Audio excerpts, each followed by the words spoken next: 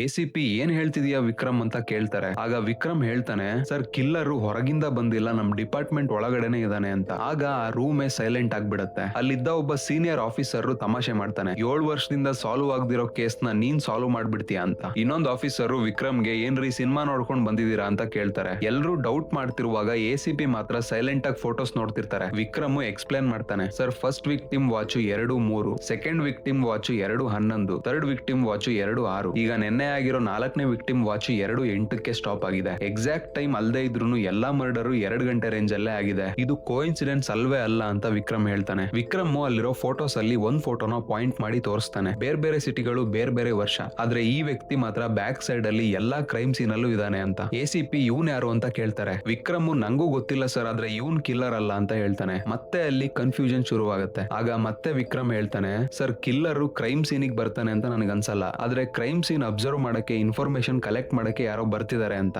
ACP ಸ್ವಲ್ಪ ಯೋಚನೆ ಮಾಡ್ತಾರೆ. ಆಗ ಎಸಿಪಿ ಹೇಳ್ತಾರೆ, ವಿಕ್ರಮ್ ನಿಂಗೆ 24 ಗಂಟೆ ಟೈಮು, ಇದರಲ್ಲಿ ನೀನ್ ಫೇಲ್ ಆದ್ರೆ ನಿನ್ ಕೆಲಸ ಹೋಗುತ್ತೆ ಅಂತ. ಇಮಿಡಿಯೇಟ್ಲಿ ವಿಕ್ರಮ್ ಫೋಟೋದಲ್ಲಿದ್ದ ವ್ಯಕ್ತಿಯ ಮನೆನ ಹುಡುಕ್ತಾನೆ. ಮತ್ತೆ ಆ ಮನೆಗೆ ಹೋಗ್ತಾನೆ. ಮನೆ ಫುಲ್ ಖಾಲಿ ಇರುತ್ತೆ, ಧೂಳು ಕಟ್ಟಿರುತ್ತೆ, ಏನು ಸಿಗಲ್ಲ. ಅಲ್ಲಿದ್ದ ಕಬೋರ್ಡ್ ಓಪನ್ ಮಾಡ್ತಾನೆ. ಡ್ರಾ ಅಲ್ಲಿ ಒಂದು ಫೋಟೋ ಇರುತ್ತೆ. ಫೋಟೋ ತೆಗೆದು ನೋಡ್ತಾನೆ. ಅವ್ನ್ ಕೈ ನಡ್ಗಕ್ ಸ್ಟಾರ್ಟ್ ಆಗುತ್ತೆ. ಯಾಕಂದ್ರೆ ಫೋಟೋದಲ್ಲಿ ಆ ವ್ಯಕ್ತಿ ಪಕ್ಕ ನಿಂತಿದ್ದು ವಿಕ್ರಮ್ ಹೆಂಡತಿ. ವಿಕ್ರಮ್ಗೆ ಅವಳು ಮನೆ ಬಿಟ್ಟು ಹೋಗಿದ್ದ ದಿನ ನೆನಪಾಗುತ್ತೆ. ಸೊ ಇದು ತುಂಬಾ ಲಾಂಗ್ ಸ್ಟೋರಿ. ಒಂದೇ ರೀಲ್ ಅಲ್ಲಿ ಎಲ್ಲ ಹೇಳಿದ್ರೆ ನಿಮಗೆ ಕನ್ಫ್ಯೂಸ್ ಆಗುತ್ತೆ, ಸ್ಟೋರಿ ಅರ್ಥ ಆಗಲ್ಲ. ಇದಾದ್ಮೇಲೆ ಏನಾಯ್ತು ಅಂತ ತಿಳ್ಕೋಬೇಕು ಅಂದ್ರೆ ಫಾಲೋ ಮಾಡಿ, ಮತ್ತೆ ನೆಕ್ಸ್ಟ್ ಪಾರ್ಟ್ ಅಂತ ಕಮೆಂಟ್ ಮಾಡಿ.